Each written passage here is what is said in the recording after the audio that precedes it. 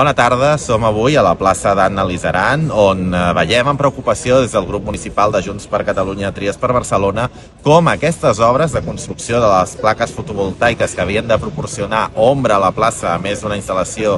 de generació d'energies renovables, s'estan allargant molt, s'estan allargant massa. Eren unes obres que havien de durar 3 mesos i estem ja en el 7è mes. 7 mesos